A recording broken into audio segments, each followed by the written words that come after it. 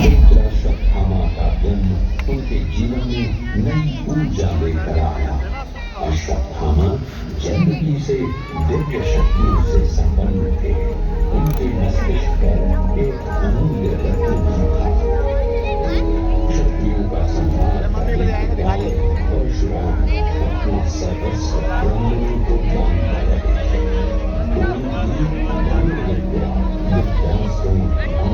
की बात जानने उनके पास गए। भगवान परशुराम, मैं आपके चरणों में नमन करता हूँ। मैं आपसे धन आदि की प्राप्ति की इच्छा से आया हूँ। मैंने अपनी धन संपत्ति ब्राह्मणों को दान कर दी। मेरी बची हुई धनुर्विद्या और दिव्यास्त्रों का प्रयोग सिखा सकता हूँ। मैं यही ज्ञान पाकर धन्य हो जाऊं। मुझसे बड़ा कौन धनी होगा? इसे स्वयं परशुराम ने सिखाया। द्रोष, तुम्हारी निष्ठा ने मेरा हृदय जीत लिया है। ज्ञान ही सबसे बड़ा दान है और मैं इसे अपने तक सीमित नहीं रखूंगा। आओ, मैं तुम्हें उन दिव्यास्त्रों का रहस्य सिखाता हूं जिन्हें मैंने स्वयं वर्षों की तपस्या से पाया।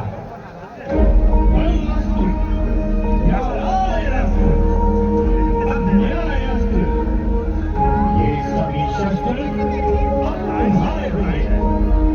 तथास्तु। द्रोणाचार्य और द्रुपद बचपन के मित्र थे।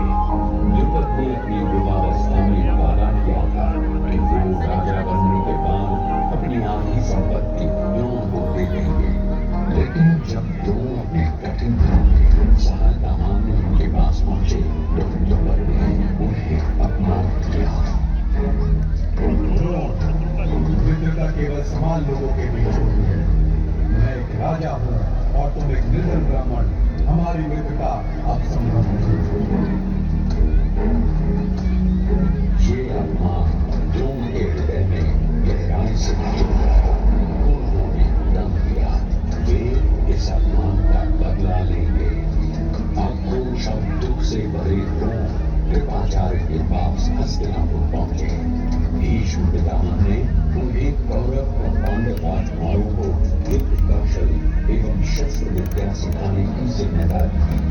अब वे द्रोणाचार्य नाम से जाने गए। द्रोणाचार्य ने अपना आश्रम वर्तमान में गुरुग्राम नाम से प्रसिद्ध नगर में बनाया। पुराने समय में अरावली पर्वत श्रृंखलाओं से घिरा ये नगर अत्यंत शांत एवं सौम्य स्थल था। नगर के कोलाहल से भी दूर था। यहीं पर उन्होंने कौरवों और पांडवों को प्रशिक्षित किया। एक दिन द्रोणाचार्य ने सभी राजकुमारों की परीक्षा लेने का निश्चय किया। एक पेड़ पर लकड़ी का पक्षी बनवा कर रखा और सभी छात्रों से इस पक्षी पर निशाना साधने को कहा। सभी को पूछा, तुम्हें क्या दिखाई दे रहा है? किसी ने कहा, मुझे पेड़ पर पत्ते दिखाई दे रहे हैं। किसी ने कहा, शाखा। अंत में अर्जुन को निशाना साधने को कहा। अर्जुन से पूछा, अर्जुन तुम्हें क्या दिखाई दे रहा है? अर्जुन ने कहा, गुरुवर, मुझे तो मात्र पक्षी की आंख दिख रही है। आचार्य ने कहा, चलाओ बाण। अर्जुन ने उस पक्षी की आंख एक ही बाण से फेंक दी। अब द्रोणाचार्य को पूरा विश्वास हो गया कि अर्जुन ही मेरा श्रेष्ठ शिष्य है और द्रुपद से मेरा बदला ले सकता है। जब राजकुमारों की शिक्षा पूरी हुई तो द्रोणाचार्य ने अपनी गुरु दक्षिणा मांगी। कहा, पंचाल देश के राजा द्रुपद को कैद करके मेरे सामने लाओ।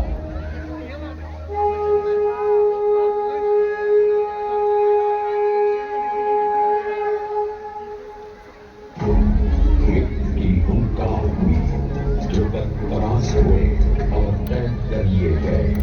द्रोण ने द्रुपद से कहा, क्या अब मैं तुम्हारा मित्र बन सकता हूँ? द्रुपद लज्जित हुए और माफी मांगी।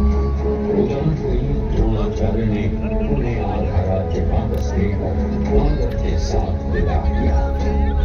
आखिर वो समय भी आया, कौरवों और पांडवों के बीच का विशाल महाभारत युद्ध, जिसने भारतवर्ष के सभी राजाओं ने भाग लिया। भयानक 18 दिन, जिसमें हर दिन अनगिनत योद्धा मारे गए और धर्माधर्म की सीमाएं बार बार टूटती नजर आई।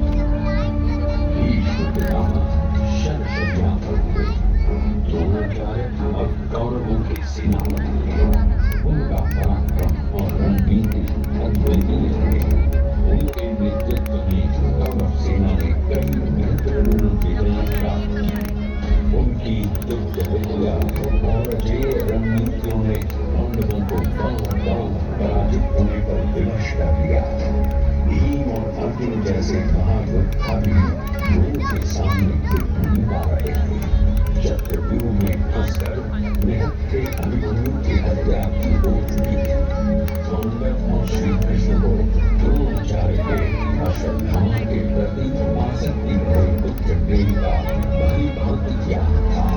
श्री कृष्ण ने युधिष्ठिर से कहा, द्रोणाचार्य अश्वत्थामा से अत्यधिक प्रेम करते हैं। यदि उन्हें विश्वास हो जाए कि उनका पुत्र अश्वत्थामा मारा गया है, तो वे अपने शस्त्र त्याग देंगे। सेना में अश्वत्थामा नाम का एक हाथी भी था। भीम ने उसका वध किया और जोर जोर से चिल्लाया, अश्वत्थामा मारा गया। द्रोण, जो युद्ध के बीच में थे, ये सुनकर स्तब्ध रह गए। उन्हें विश्वास नहीं हुआ। उन्होंने युधिष्ठिर से पूछा। वे मानते थे कि युधिष्ठिर कभी झूठ नहीं बोलेंगे। योजनानुसार युधिष्ठिर ने कड़ा मन करके कहा, गुरुदेव, अश्वत्थामा मारा गया है। जैसे ही वे कहने लगे, मनुष्य नहीं, हाथी। पांडवों ने शंख ध्वनि की आवाजें तेज कर दी और युधिष्ठिर के शब्दों की आवाज कम हो गई। युधिष्ठिर की ये बात सुनते ही अपने प्रिय पुत्र के मारे जाने की शुभाप्ति के ताप से वे संतप्त हो उठे और अपने दिव्यास्त्रों का प्रयोग बंद करके उन्होंने पहले की भांति युद्ध करना बंद कर दिया और ध्यान मुद्रा में बैठ गए। सभी योग युक्त महात्माओं ने द्रोण को परमधाम की ओर जाते देखा। योग का आशय लेकर श्रेष्ठ महर्षियों के साथ वे ब्रह्मलोक को प्राप्त हुए। धृष्टद्युम्न ने उनके नश्वर शरीर का वध किया। सभी उपस्थित लोगों की आंखों में आंसू आ गए थे। श्रेयान् स्वधर्मान् विगुणान् परधर्मान् स्वनुष्ठितान् स्वधर्मे निधनं श्रेयः परधर्मो भयानकः। श्री कृष्ण गीता में कहते हैं, अपने धर्म और अपने कर्तव्य का निष्ठापूर्वक पालन करते हुए अपने प्राणों का बलिदान देना दूसरों के धर्म और कार्यों का अनुसरण करने से श्रेयस्कर होता है। द्रोणाचार्य की कथा हमें आत्मनिरीक्षण और आत्मविश्लेषण के लिए प्रेरित करती है।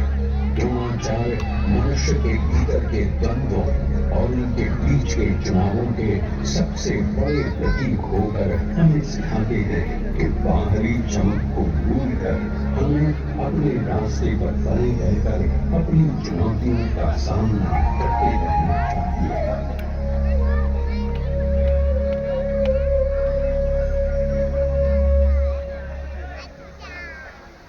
चलो चलो बच्चों, बैठो बैठो बैठो, चलो। हाँ हाँ।